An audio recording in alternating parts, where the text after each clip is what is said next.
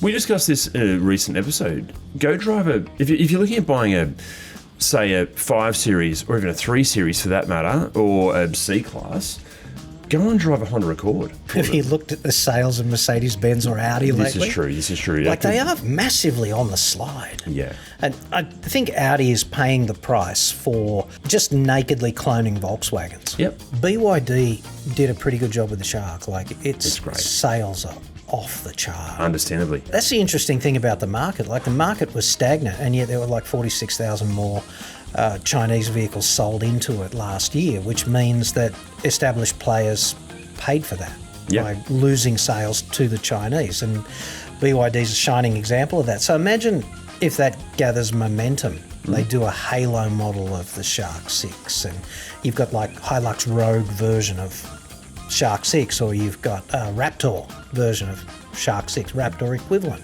The thing that would concern me if I was Ford is that my whole commercial success in Australia is leveraged off one vehicle. Yep.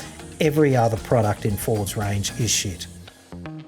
This is Auto Uncovered, and he's Adam Morris. And you're John Cadogan. I think that's true. I think that's correct. We might as well do the show if we've got that right. I think so. Look, to put you in perspective, if you're a new listener, we're going to draw the curtain back on the automotive industry, all things cars, show you what's going on behind the scenes, the good, the bad, the slightly unattractive. On both sides too. Yeah. Like there's the whole media watch dimension to the car industry, because they're a conduit for information from the industry to the punter. Yes. Right? And that is a borderline broken system at times. Absolutely. Absolutely. And some of the, let's call it what it really is, horse shit that car companies say, like, come on. Yeah. I want to start on something positive. Really? Yeah. So, You know that won't rate. I know, but I feel like I had a really great day yesterday. I'm not at liberty to say what I was doing.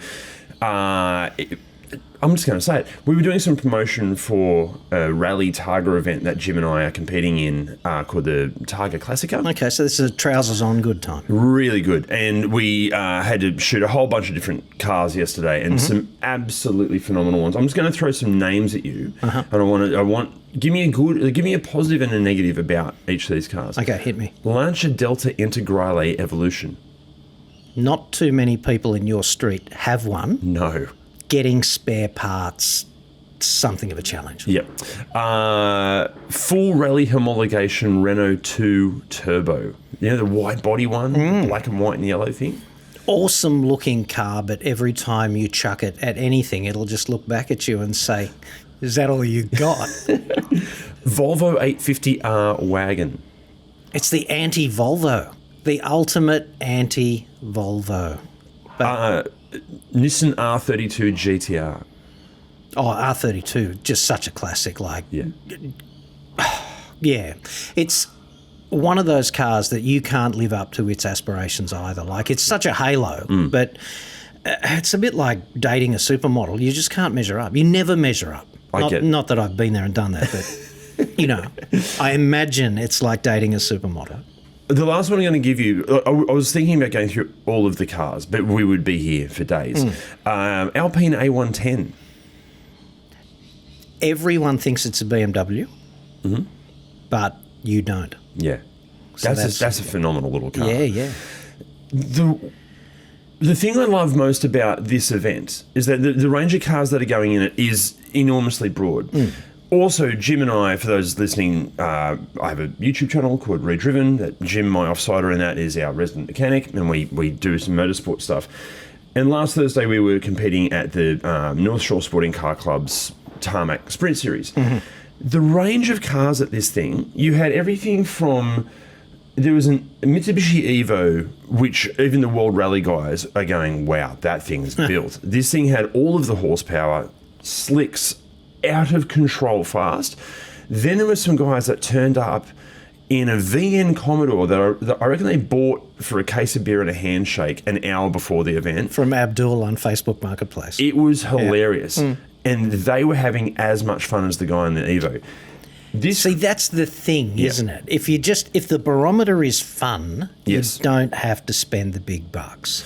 I want to talk about grassroots motorsport. Because we all see let's be honest, dickheads driving like complete wankers in performance cars on the street. Rich guys in open wheelers at racetracks are pretty good too. They are. They're fun to look at because ego out of control. They can't drive. They always come off. They're throwing their helmet on the ground. And it's just, dude, you need to buy a slower car and learn how to drive. Exactly. Mate, you can do... I looked into this. So some of the Gymkhana and Motorkhana events, it can be $50 entry fee. Some of them you don't even need sort of a motorsport license because it's on a paddock. Yeah. The one we're doing, this Tarmac series, I think it's $350 for entry, and then you've got your motorsport license and whatnot. So there's probably another couple of $100 all up there. Yeah. But that's an annual fee, and then the $350 to go in this event. Oh, so your license is... Yeah, so you pay for the license. That's a year. You pay for your membership to whatever MX5 Club or North Shore Sporting Car Club. That's anywhere from $50 to $150. But in terms of just people hanging out, a social occasion, and getting to drive your car fast in a controlled environment, doesn't matter what you turn up in. There's as much camaraderie and respect no matter what you drive. It is. Any listeners out there, it has to be on your, even if you're even slightly into cars but not performance cars, for a ute guy or a four-wheel drive guy, just take your daily driver down there, go and do one of these events. It is absolutely, I cannot rave about it enough. I don't know why it doesn't get more promotion. Every time I've done an event like that, some clubby type event, you've got to drive to bumfuck down the freeway to do it because they're never in. They don't do them in Double Bay. No, do they? I don't frequent Double Bay either because there's already enough wankers there. Yeah, it's not in Vaucluse's cold car park. No, and there's no private schools. The King's School in North Parramatta, Pennant Hills, whatever it is there, they don't typically have grassroots motorsport on their footy field, do they? No. So anyway, you drive out into the boonies, you do one of those things, you drive back on the freeway, and you just know that if some tradie loses a crowbar off the back of his Hilux and it comes back at you like some bad scene from The Matrix, you can just reach down and grab a Camel.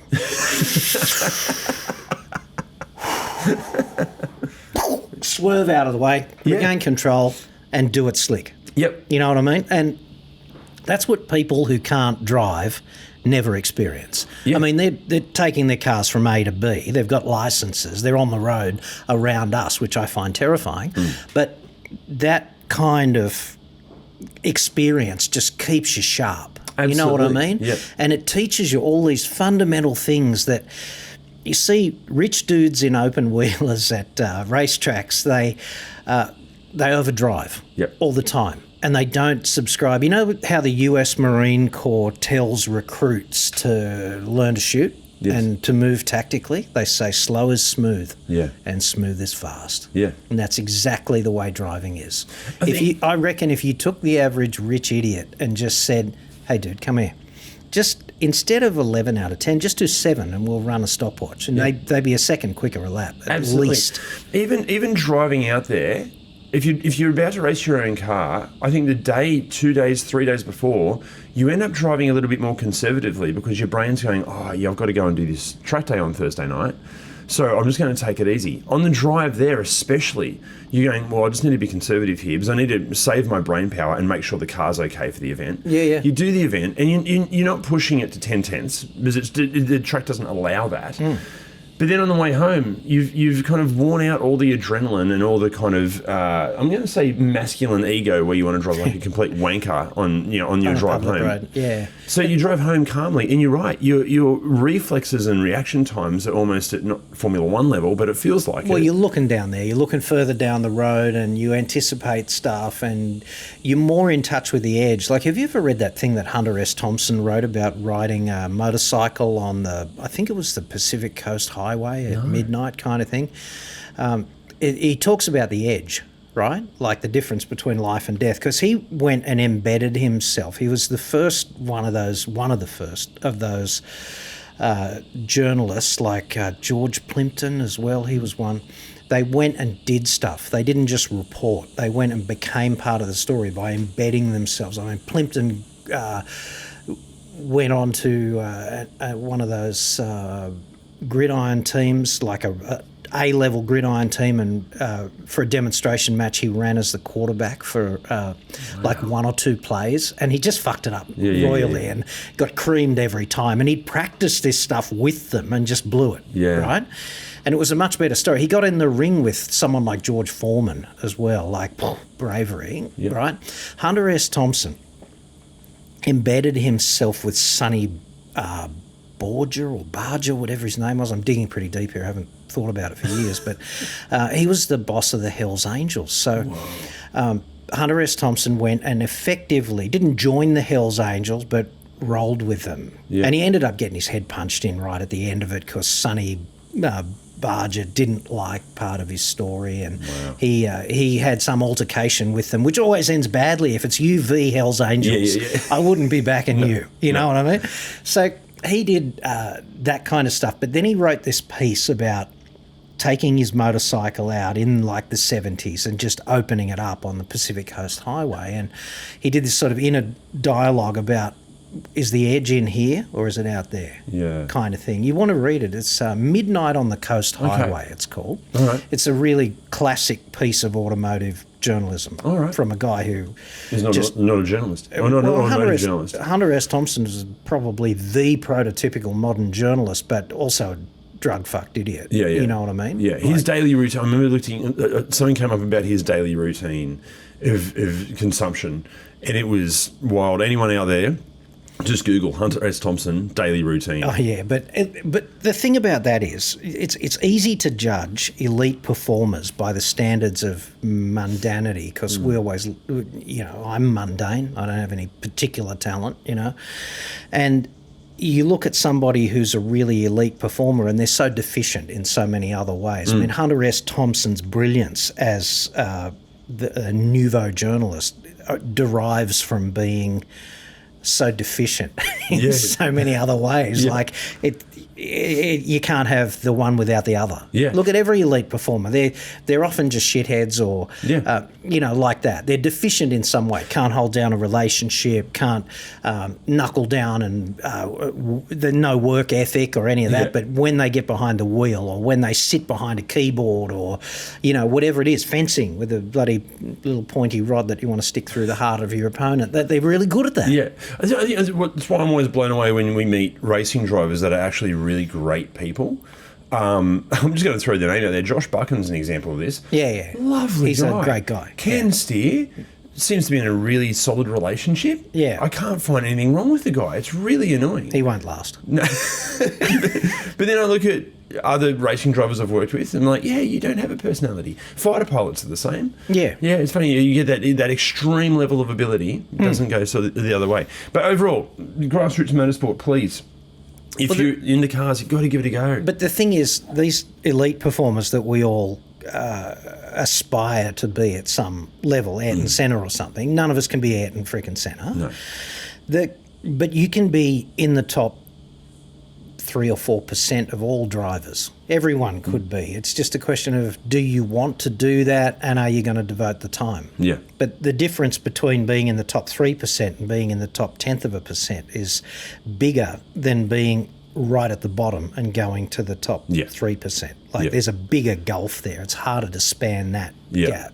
I've realised, I've never been a racing car driver, but I've done enough performance driving.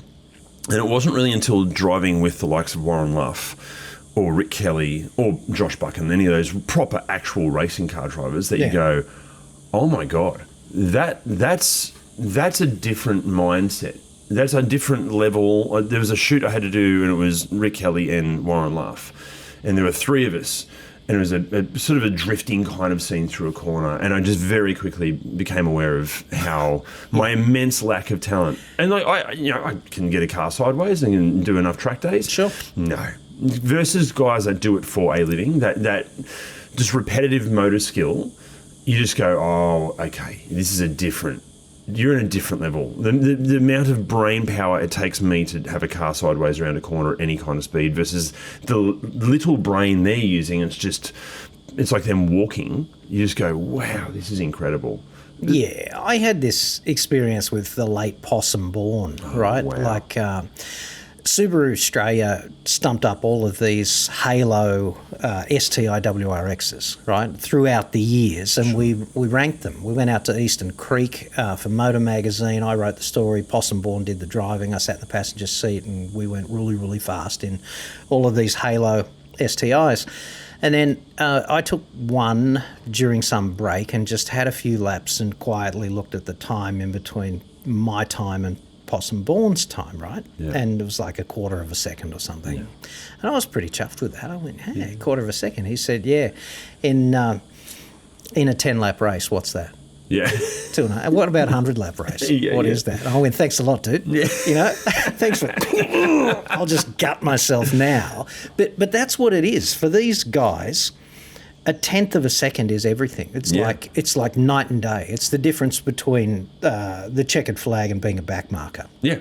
It's amazing. And the consistency. Yeah. And the racecraft too, because it's one thing to just UV track. Yep. Then it's UV track with another 20 dudes just like you. Yep. Just as hungry as you, just as talented as you, all gagging for it. Yep. I think, again, we had a little off on Thursday at the event that we were doing, and it wasn't a major mistake, but it, again, was one of those things where you quickly learn, oh, this is where my limits are, and this is what the ramifications can be. So again, I think actually, I wonder how many drivers out there, I think would be a tiny percentage that have actually been out of control in a car, like actually been to the point where they're like, well, I'm now a passenger.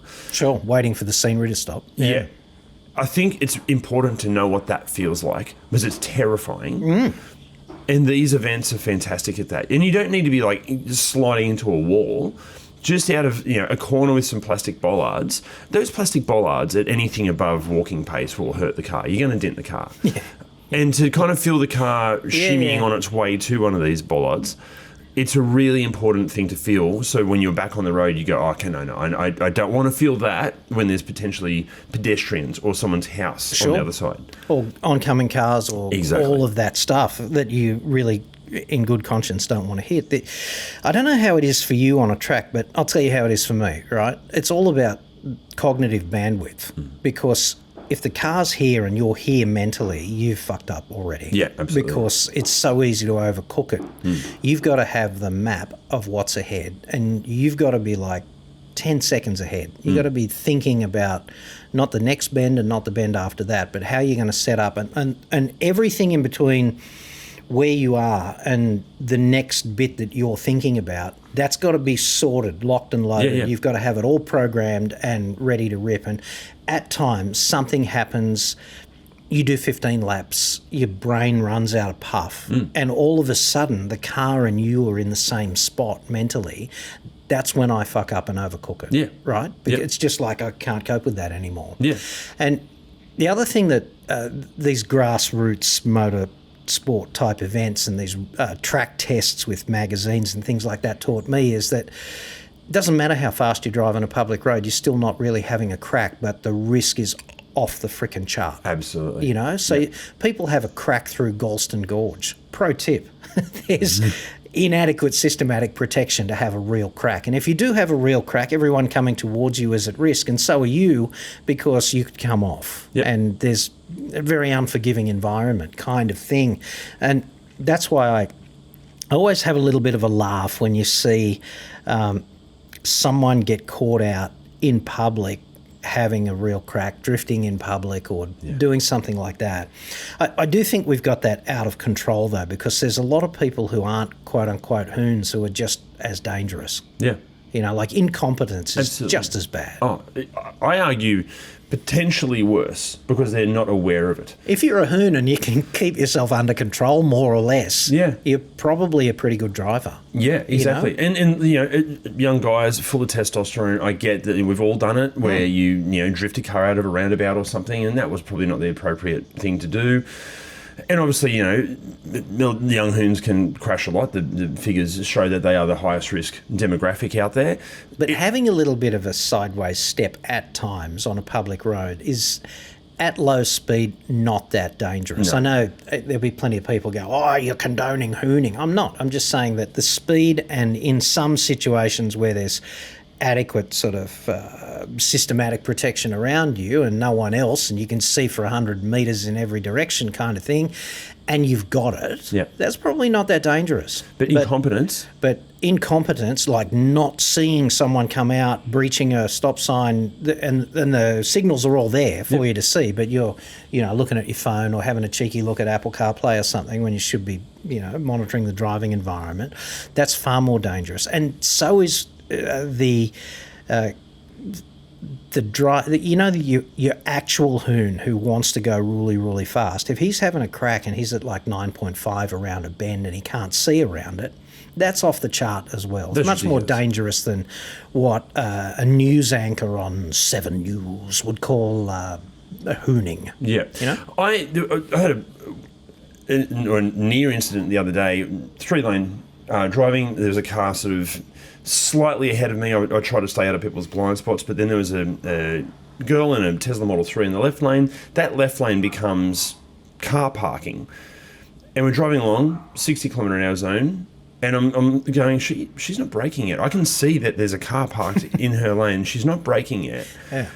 She's still not braking, and I've got kind of nowhere to go here. I'm trying to back off so she's got room to come in front of me.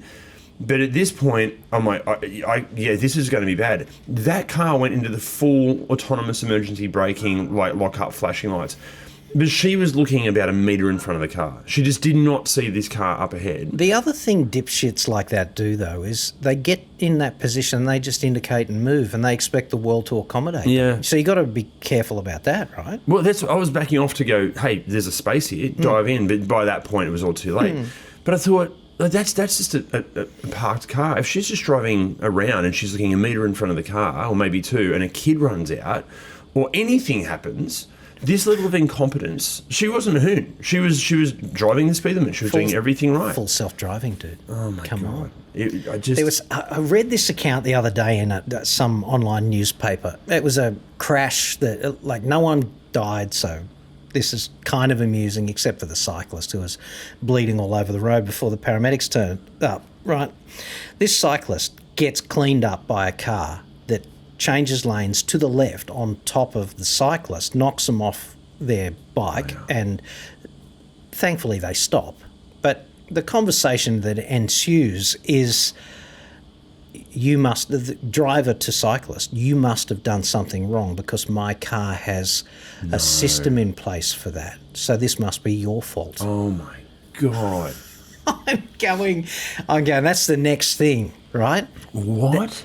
This is like, my car has a blind spot monitoring, cyclist detection, vulnerable road user protection system. It's got 5 stars, blah blah blah. So I need not worry about that.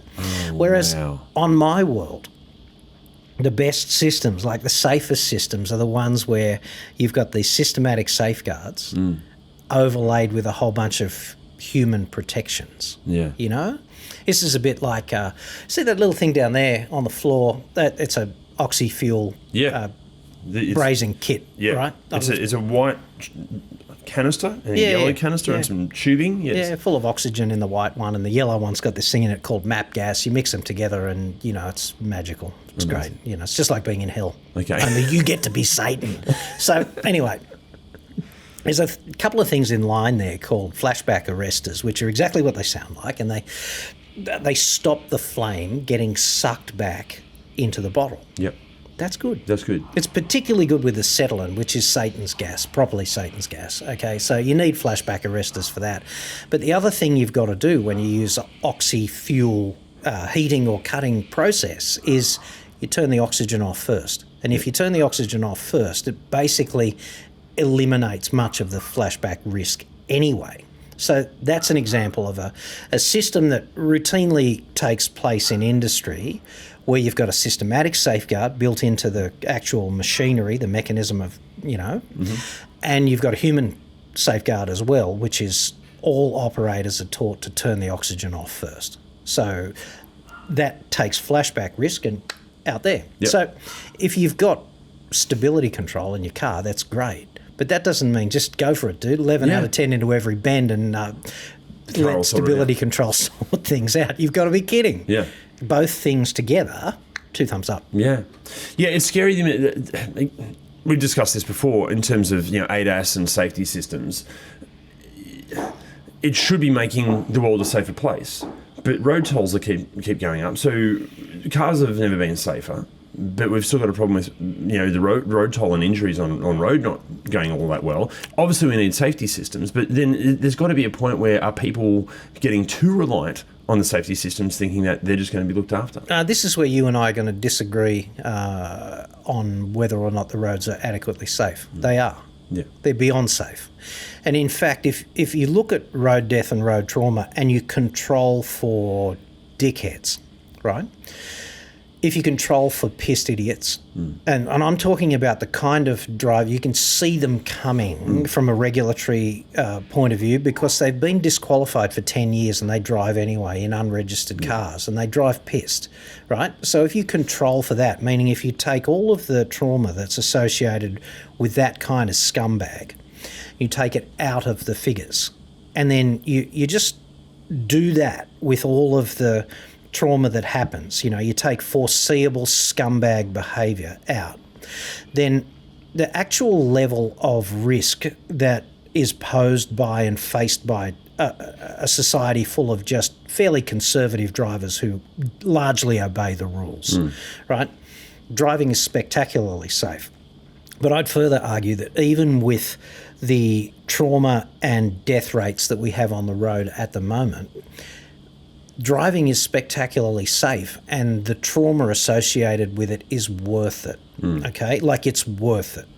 And that's not to suggest that individual road deaths are not tragedies and individual injuries are not tragedies, because they are, and we should always strive to keep everyone safe around us. In fact, that should be the principal thing that you do whenever your hands are on the wheel. You should be mitigating risk, right? So having said all of that, we drive 210, whatever it is, billion kilometres every year in Australia, which is 30 fucking return trips to Pluto. Yeah, it's not even a planet. Like, why go back? Been to Pluto 30 times, right? That's Australia, okay? And about 1,200 people die. Yeah. Okay. 2,700 people die from suicide. Yeah. Right? Like, if you want to look at preventable death, don't bother with road trauma, right? Just it's insignificant. Like, statistically, it's insignificant. Individual death is not insignificant because it affects a bunch of people, and it's a tragedy when someone doesn't come home unexpectedly. I get that.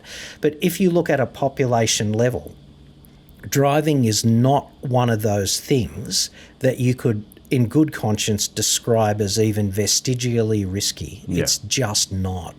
And this business about where politicians and regulators keep talking about every K over is a killer, that's such fucking bullshit, because every K over is not a killer. If you look at a particular length of road that's limited to, 60 Ks an hour, and let's say it's 10 Ks long, you've got a nice contiguous 10 kilometre long section of 60k road, there'll be parts of that road where you could safely do 80. Yeah. Absolutely no doubt about that. So if you're doing 65 in one of those parts, that's fine. Yeah. From the point of view of actual risk, not from the point of view of compliance with rules. I get that. We've got laws. You're breaking the law if you speed. Okay.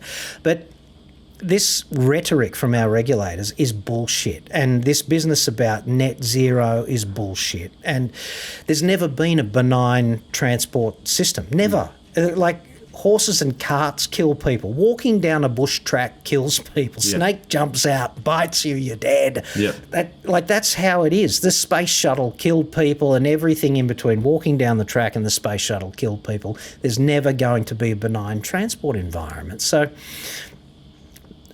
given what road travel does for us, road transport, makes, we don't have to hunt anymore for food, do we? We just drive down to Woolies, And if you want to go to, Broken Hill, you can be there today, right?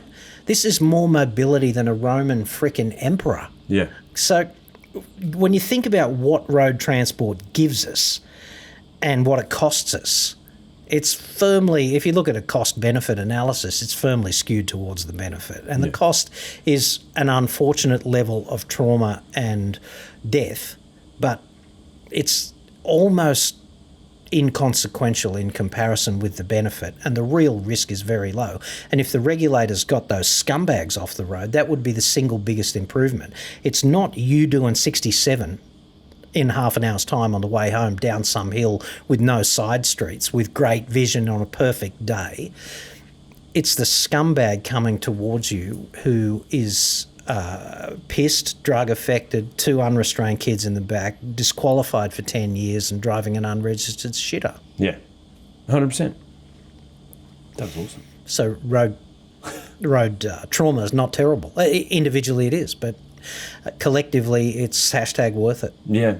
I worry about, so I do a lot of Ks on the freeway between Sydney and Newcastle, and the attitudes, especially, I try not to generalise, but dual cab ute drivers, especially if it's a Ranger or a Hilux, oh my God. Hilux Rogue and Ranger Wild Track. Yeah, it's a photo finish for the gold, isn't it? This morning on the way here, 2 Ranger Raptors. Yeah. One black one white one, just driving like complete wankers. And look, I get it. It's like young guys in their 20s or early 30s, all the testosterone's going, driving those things. I get that they do kind of fuel you up and you feel invincible in them. I just wish there was some way of communicating some kind of driving maturity in in the way the attitude you drive with the attitude you have when driving. Just pull it back a bit. Yeah. Don't be a wanker. I agree. Don't tailgate in something that weighs that much that isn't really a performance vehicle. I agree. Just don't tailgate at all. You're starting to be cursed with maturity now. I know. Like you're in your 40s 40s now, right? I can feel it. There's no excuse now to not. It overtakes you. Yeah. It's very confronting. You sit here and you think, am I losing my touch? I've started to concentrate on, I like the ride quality in cars that's actually quite comfortable. I'm finding myself more and more intolerant to firm ride in I knew cars. I was losing my touch when I started to think about handling and feedback of control systems below the limit. I thought, no, I've lost it. My turning point was when I started really loving MX-5s.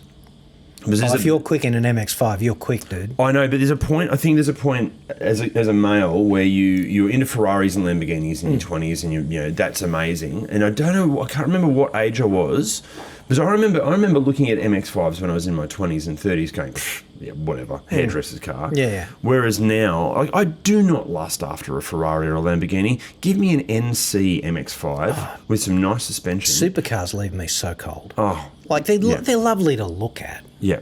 Like at your Cars and Coffee event, the Ferrari, ladies and gentlemen. Okay, it's an F40. It's a different Ferrari. It's a different level. But you know what? I didn't want to drive it. No. I wanted to look at it. Yeah. It was beautiful. It's stunning. But again, yesterday, the cars that we got to dabble with yesterday, there was nothing in the supercar realm there. Yeah. They're automotive artworks that also have so much heritage and so much history to them. Which I suppose leads me to another question. We've got a bunch of Chinese brands that are going to be coming in, trying to go head-to-head against the luxury brands, but they don't have any history. There's no heritage there of luxury. They're a brand new company. Are they going to succeed at doing this? No. Okay. No, they're not, because it depends on the time horizon. I don't know what's going to happen in 100 years, but I can tell you that, look at Genesis. Genesis is the perfect example there because Hyundai's mainstream, right? And in many cases, Genesis is a better option than Mercedes-Benz because Mercedes-Benz are such shitheads and they don't build reliability into their cars. They're terrible if you've got a warranty claim. They pretend that consumer law doesn't exist, essentially. So, yay them. Well done for getting away with it. It's great that the ACCC is unconscious most of the time, I suppose, if you're a car company and you want to exploit that. But Genesis is better, right? But what's got more cachet? Yeah. Every time. I would rather own an equivalent Genesis than, in particular, some sort of SUV Merc. You know what I mean? Like every absolutely. day. I completely agree. I'm currently researching the G-Wagon at the moment for a video. We'll talk about that at another point. It's a good hitman's car. It's a great hitman. G63. I think it's like it's taking out your bank manager and accountant and financial advisor. That's who it's killing. G55, G63. We're filming a G63. Yeah. Anything 63 though. Yeah, but my God, there are some dramas. But give it back. But when you give it back, picking it up is the best thing. Yeah. Right? Flogging it's pretty good. Giving it back is the second best thing amazing. you do with anything AMG. I wonder, but with this, I'm not going to say it's an onslaught, but with the luxury Chinese manufacturers coming in, I think. And I could be wrong about this, because we're car guys, so we really love the heritage of Mercedes, BMW, all those brands. Sure. But for a lot of the market at the moment, I think they're seeing cars as it is basically just another product in their life. And like, yes, Louis Vuitton and Gucci, those brands have heritage, but then you have a brand like Balenciaga that was kind of new to the game within the fashion world. It's been around for a long time, but in terms of popular fashion.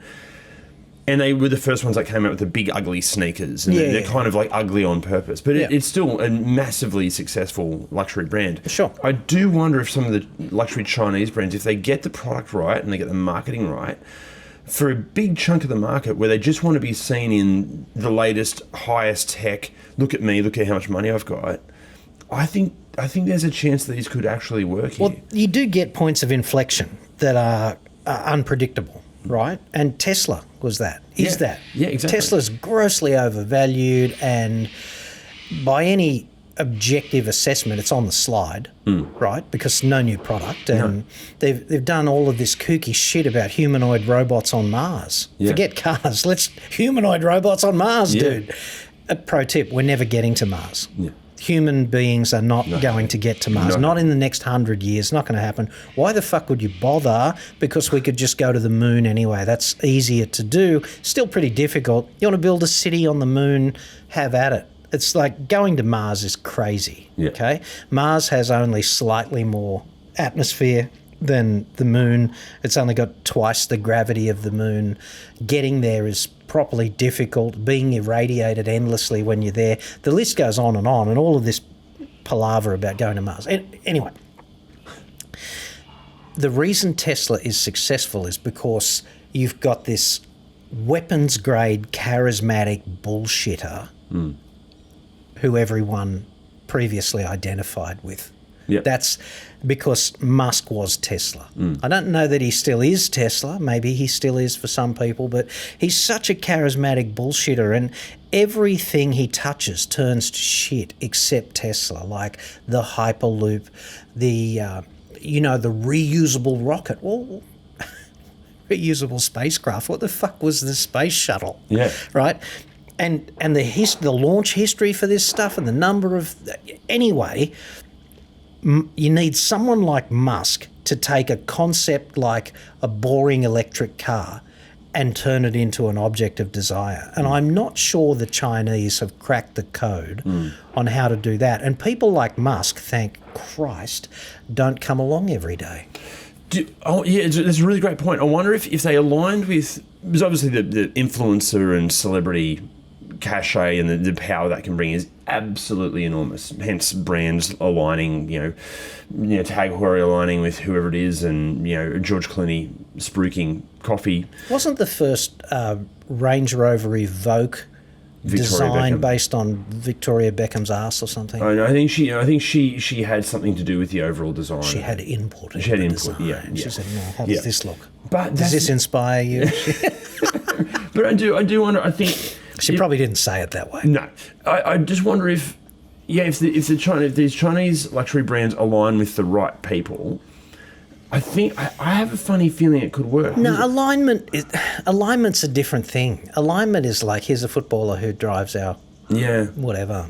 You need someone at the helm, and often it ends bad for them. Like, look at Carlos Ghosn. Yeah. Right. Yeah. He was pretty charismatic. Yeah. And he was like anti-charismatic as well, because he's a little short guy, and he was the opposite of David Beckham, right? In every respect, but he was still charismatic, and he told all the people who told him what to do next, he just said, "No, get fucked, we're going to do this." Yeah. Right? And that's why he ultimately paid such a steep price for being who he was, I think, because he just kept alienating people. But right up to then, when that took place and he got essentially arrested in Japan, he was pretty charismatic, and he Nissan did some amazing things under him, which they have not managed to emulate since, I know. No, definitely not. Again, but I think because we're car people, we know that stuff. And even the like with Elon and Tesla, obviously, yeah, everybody knows it was Elon and Tesla.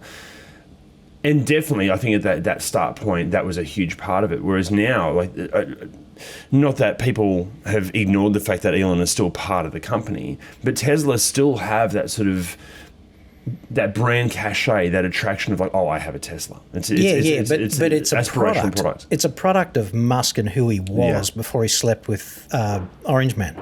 Yeah. Right? When he slept with the Don, that took a lot of the gloss off, and I noticed he's shut the fuck up, thankfully, about Tesla since then. But Tesla doesn't have anything to show. No. You know what I mean? Like the no more Model S, and the Model 3 is as old as the hills, and the Model Y, which is their most popular car here, old as the hills. Yeah. What next? Well, this thing, I think now that the brand appeal might be dropping, it's not as aspirational as it once was. I think there's a gap in the market there. Because I also think a lot of people are kind of seeing through the bullshit of Mercedes, BMW and Audi and the more luxury brands. I agree. Especially like, talking to different dealers that we deal with.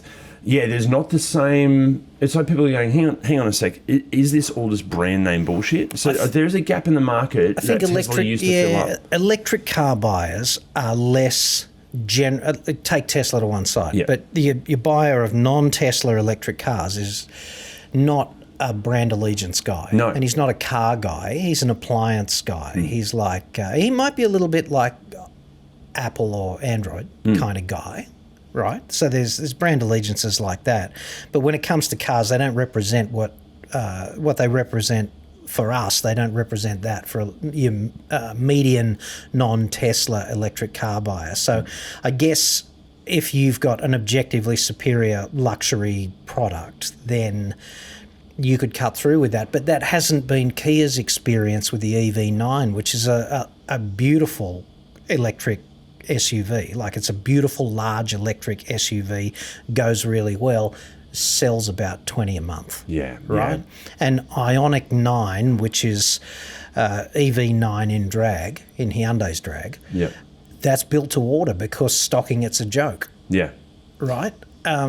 So I'm not sure that Hyundai or Kia can pull that off. But I think the problem there is their heritage. I think, again, I've got where I live, some lovely houses and people with some cash and whatnot, and speaking to the guys at the cafe in the morning, a lot of them totally recognise that buying a Santa Fe is a much smarter decision than buying a Range Rover. Yeah. But it's a Hyundai. Yeah, but it's a Kia. Yeah. Whereas I think that these new Chinese brands, because they don't come with any previous history of being, that shit Korean car. Baggage. There's no baggage. Yeah. The design's phenomenal. It's full of tech. It performs like crazy. They look expensive, and it comes with all of the luxury you'd ever want. Sure. And now you've got this gap that Tesla have left because they're not the aspirational brand that they once were, and Mercedes and BMW and Audi aren't really filling that gap either. I really think they're on the slide. Yeah, I agree. They're on the slide because of this applianceification of cars. For more and more people, cars just an appliance to get you around, right? And your phone's got more cachet about it. You got the new iPhone 17, dude, kind of thing. Whereas your car is just something you get out of to meet people at the cafe, right? And if it falls into alignment with all of your peers' expectations, like it's a hybrid or it's electric or it's a performance car if you're one of us kind of thing, then fair enough. But it's a different thing now than when you were young. It's certainly a different thing than when I was young. Yeah. Not that you're not young. I look at you and I just see, stack of nappies and... I was really hoping you were going to say potential. No, I don't see that. Okay. No, I think this could work. I think if it's done correctly, they get the right people on board to promote it. I think they could do it. I don't think they'll ever match the sales of the big three Germans.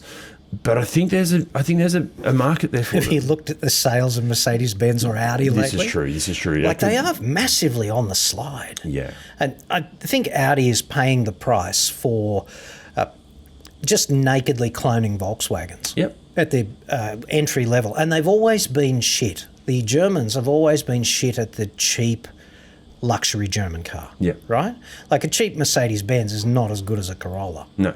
And it's 20 grand more. Yeah. Right? And same thing with Audi. Like, come on, if you can't see that an A1 is really just a Polo in drag, Yep. like that's an intelligence test, and you are a properly rich wanker if you do not see that. We discussed this in a recent episode. Go drive if you're looking at buying a 5 Series or even a 3 Series for that matter, or a C-Class, go and drive a Honda Accord. Like, it's an exceptional car. Friends of mine just bought a Civic recently, and they were looking. They are the sort of people that would normally buy an Audi or a BMW Yep. or a Mercedes, and I said, go drive the Civic. Yep. And they're not car people, not into cars, and they blatantly said it's so much better than what these other German brands are doing. And they come from a long line of German car ownership, and now they've just bought a Civic. I've had people get back to me after they've gotten out of some German car and gotten into a Santa Fe. Yeah. And they're blown away by It's incredible. You know.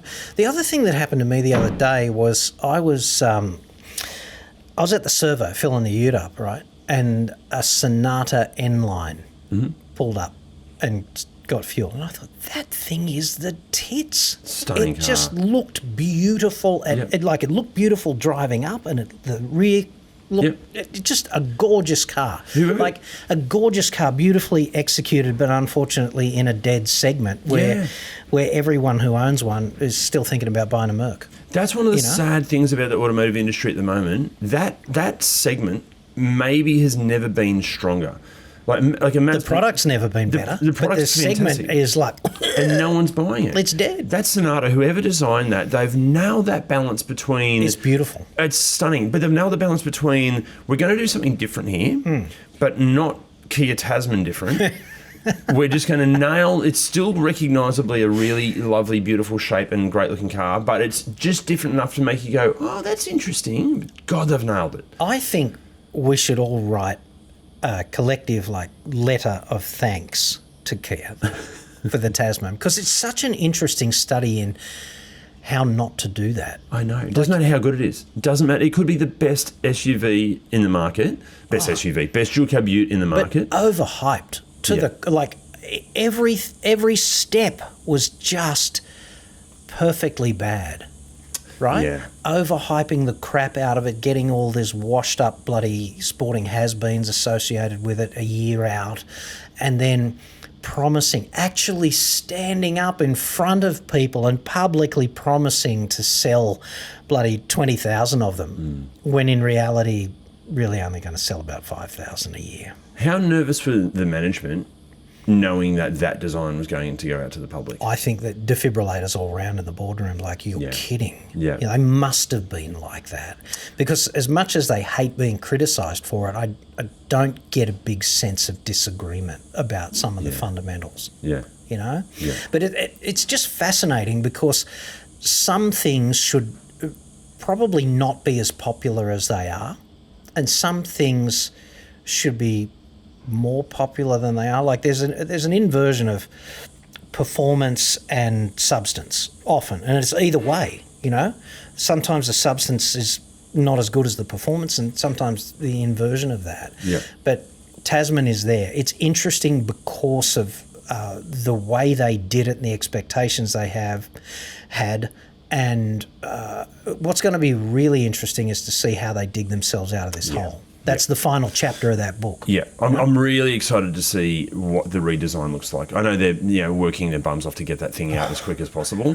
I'm really... But they're already, even commercially, their nuts are in a vice, because you know when Mitsubishi recently rejigged the Triton, Mitsubishi's rejig of the Triton is based on...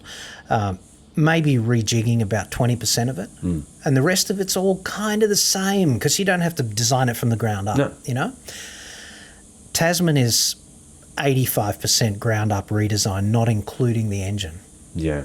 you know? Yeah. And you've got to pay for that. You've got to amortise that. So they're already behind the eight balls, why it's so freaking expensive. And then if you're going to do a facelift before they planned on doing that, their balance sheet is even more screwed. Do you have a prediction of when or if, say, a BYD Shark or a GWM Cannon or any of those will eventually outsell Hilux and Ranger? Will it ever happen? Gee, I'll tell you what, BYD did a pretty good job with the Shark. Like, its sales are off the chart. Understandably. Bloody good thing. And it's already stealing thunder from the Hilux and Ranger, obviously, because some people would have gone out and bought them instead. It's a zero-sum game.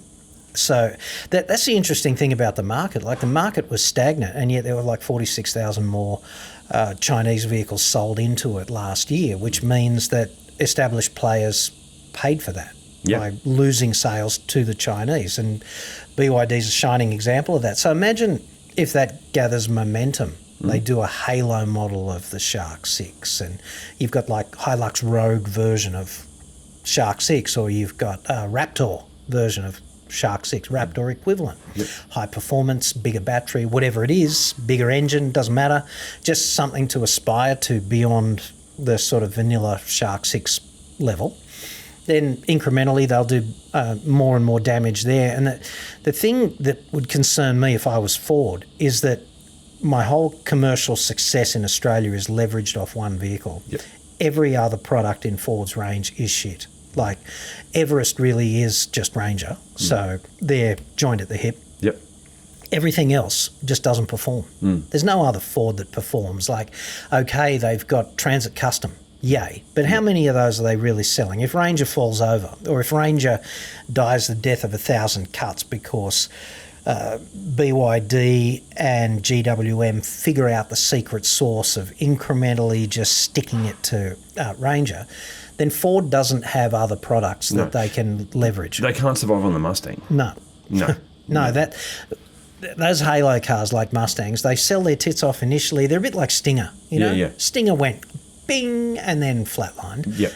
Because those performance halo cars do that. And unless you can keep releasing a series of upgraded performance halo cars like Holden and Ford did in the 70s, 80s, 90s and early 2000s, like new HSV Senator, new GTS, new SS, whatever it is, new FPV, whatever, then unless you can keep reinventing that model, you can't build your brand, your commercial success off the back of that. And Ford is so exposed with Ranger. They would never admit it. They'd just go, yeah, aren't we great? But I have two mates have just bought BYD Sharks. Not necessarily on my recommendation. One was going to buy a Hilux, one was going to buy a Ranger, and both of them went and drove the BYD and went, well, this is a no-brainer. GWM Cannon's another one. I've been researching that at the moment for a upcoming video. Bloody good, like really bloody good, and half the price, and depending on spec, obviously, can be half the price of a Ranger or a Hilux, or at least tens of thousands of dollars less. And it's smooth, and even if you don't like, there's some compromises, obviously. I've had a careful look at the GWM Cannon Alpha plug-in hybrid, and the battery's quite exposed to rear collisions, and obviously it occupies the space that was formerly taken up by the spare tyre, so you've got to have that vertical spare tyre in the back. I mean, that's their fix for that. But if you took the price differential and you put it towards solving the spare tyre location, you could make it look pretty bush and butch on the roof, couldn't you? Absolutely. If you wanted to. If you never had underground car park aspirations, you could do that. Or you could just have a different mounting option on the headboard or something that made it look a little bit more, or a little bit less like an afterthought. You could fix those sort of teething issues. The other thing that I don't know how it's going to work out in the long term, but with the GWM, the battery's right up the back, okay? And the inverter and electric motor right up the front kind of thing. Like the electric motor is in the transmission, which is a great idea because then you only need one motor to drive both ends, right? Because it's input into the transmission, and then the transmission comes out of a transfer case each way. right?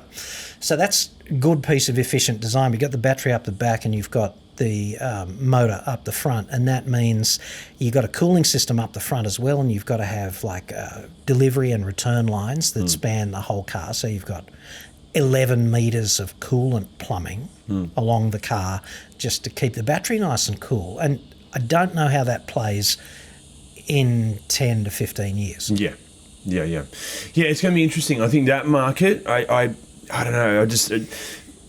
Not that my bunch of mates is a good representation of the overall market, but it's the first time in a long time that I'm seeing guys going, yeah, I'm thinking about buying a Canon or a Photon, or the Hilux Ranger chat is not as strong as it used to be. It was very much like, I'm buying a Ranger or I'm buying a Hilux. A Photon Tunlet's half the freaking price. Yeah. And for half the freaking price, for some applications of ute, that's a fairly compelling argument, isn't it? With a good set of all-terrains and wheels on it, it can look the business. Yeah, totally. Yeah. Now, I think we've done this. We've inflicted ourselves on the public diligently for must be close to an hour.